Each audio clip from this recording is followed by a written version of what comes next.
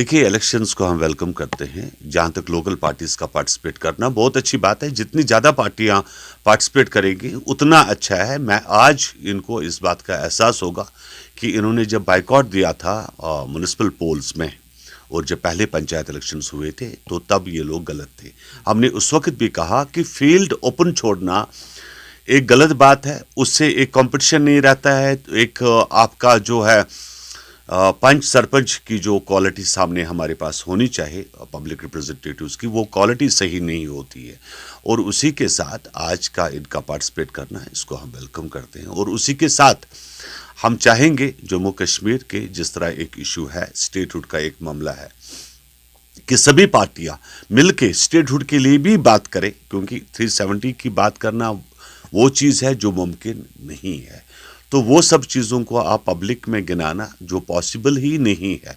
जब ऑटोनॉमी नहीं आप दे सके, जब आप लोगों ने ऑटोनॉमी की बात की, जब डिफरेंट मुद्दे आपने उठाए, उस वक्त आप लोग कामयाब नहीं हुए। तो इस वक्त लोगों को 370 बोलना एक गलत बात है और गुमराह करने वाली बात है। ठीक बात है, आप सभी लोग स्टेटहुड की बात कीजिए और स्टेटहुड ज़रूर मिल जाएगा। 70 हैज़ गॉन, ये इस इशू को उठाने का कोई मतलब नहीं बनता। जो चीज़ गई वो चीज़ गई, वो वापस कहाँ से आएगी? पार्लियामेंट में किसकी कितनी मेजॉरिटी है? हम लोग इतनी बड़ी पार्टी होने के बाद भी 17 मेंबर्स हमारे पार्लियामेंट के हैं। पार्लियामेंट के अंदर हम लोगों ने भी बाइकआउट किया उस वक्त। हमने भी मना किया कि जम्मू कश्मीर से 370 धारा को नहीं हटाया जाए, लेकिन कामयाब नहीं हो पाई क्योंकि मेजॉरिटी हमारे पास नहीं थी। और इसी तरीके से 3 या 4 मेंबर लेकर आप लोग 370 को वापस कहाँ से ला पाओगे, ये दूर की बात है। अब कोर्ट में एक इशू चल रहा है, कोर्ट किस हद तक हमें सपोर्ट करता है वो देखने वाली बात है।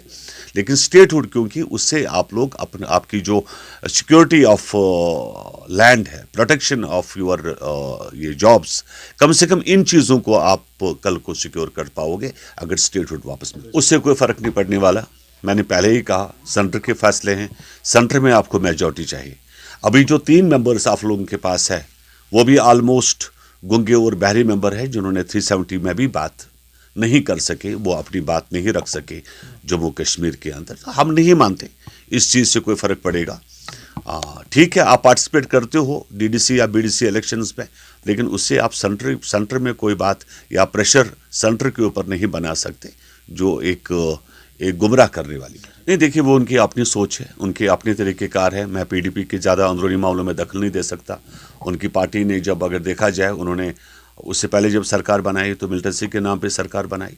आज भी वो वोट गियरअप करना चाहते हैं जो जिसकी बहुत दूर दूर तक कोई रिश्ता नहीं है। देखिए, भारत किसी की जायदाद नहीं है, भारत किसी की प्रॉपर्टी नहीं है। किसी की सर्टिफिकेट लेना, ये लोग बेवकूफ़ियों की बातें हैं। भारत माता की जय कहना पड़ेगा, ये वो कौन सी बात है? कौन से कुरान में लिखा है? कौन से मज़हब में लिखा है? ये ज़रूरी नहीं है। नाजरीन, अगर आपको हमारी प्रोग्राम पसंद आए होंगे, बेल निशान पे बटन दबाकर हमारी चैनल सब्सक्राइब